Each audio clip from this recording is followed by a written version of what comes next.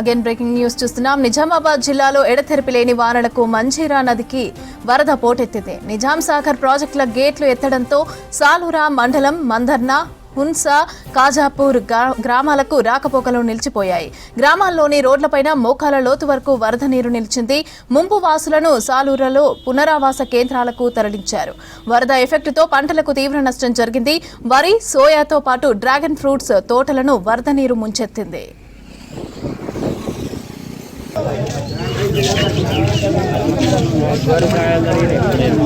కాలు మంచిగా ఉండేది ఇంకా భూమి మీద మొత్తం లోపల.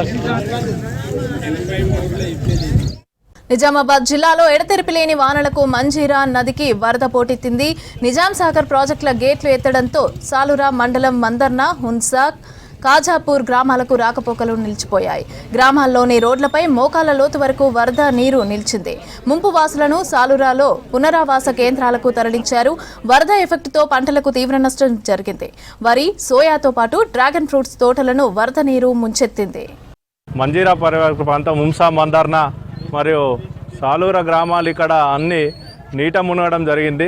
అయితే ఆ నీళ్ళు అనేటి లేండి ప్రాజెక్టు మన నిజాం సాగర్ వాటర్ బాగా ఫ్లో రావడం వల్ల ఊర్లకు రావడం జరిగింది. కాబట్టి వాళ్ళకు మన ప్రత్యామ్నాయ చర్యలాగా ఏదైతే అధికారులు మరి ఎన్డీఆర్ఎఫ్ సిబ్బంది, పోలీస్ సిబ్బంది, ఎంఆర్ఓ వీళ్ళంతా అందరు ఊకుమ్మడి అందరు కలిసికట్టుగా ఏదైతే ఊర్లోకి వెళ్ళి ఇంటింటికి మరీ తిరిగి వాళ్ళని ట్రాక్టర్లో ఇప్పుడే ఎక్కించుకొని మన కాజాపూర్ నుంచి చాలూరు ఏదైతే కొన్ని స్కూల్లో కానీ సంఘంలో కానీ కొన్ని నివాస గృహాలు ఏర్పాటు చేయడం జరిగింది. అక్కడికి వెళ్ళి వీళ్ళకి టిఫిన్స్ కానీ మరి భోజనాలు కానీ అన్ని అరేంజ్మెంటు రిస్క్ ఉన్న ప్రాంతాల్లోకి వెళ్ళి మరి అందరికీ ప్రాణహాని కాకుండా ఎటువంటి నష్టం కాకుండా వాళ్ళకి ముందే తీసుకొచ్చి వాళ్ళకి మంచి అన్ని అందుబాటులో ఉండాలని ముందే కోరడం జరిగింది. మనకు శ్రీరామ్ సాగర్ పోయి వాటరు రివర్స్ కొడుతూ మళ్ళీ రివర్స్ పొలాలకు ఊర్లలోకి వస్తున్నాయి.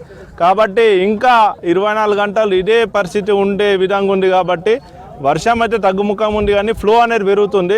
ఒక విషయం గురించి మేము బాగా బాధపడుతున్నాం సార్. ఇలాంటిది మళ్ళీ ఎప్పుడు రావద్దు మనం కోరుకుంటున్నాం సార్. ఇలాంటి వరద మేము చూడలేము, చూడగలిగాము, ఇంకా మా పిల్లలకు కూడా రావద్దు అన్నట్టు మేము కోరుకుంటున్నాం సార్. మరి హున్సా, మందర్న, కాజాపూర్ ఈ 3 గ్రామాలు కూడా జల దిగ్బంధంలో చిక్కుకోవడం జరిగింది. గ్రామస్తులు అనేక రకాలుగా ఇబ్బందులు పడుతూ ఉన్నారు. మరి అదేవిధంగా పంటలు కూడా నష్టపోవడం జరిగింది. ఏదైతే ఈ జల దిగ్బంధంలో చిక్కుకున్నారో మరి ప్రభుత్వ యంత్రాంగము వారిని బయటకు తీసుకురావడానికి ట్రాక్టర్ల ద్వారా, జేసీబీల ద్వారా మరి బయటకు తీసుకురావడం జరుగుతూ ఉంది.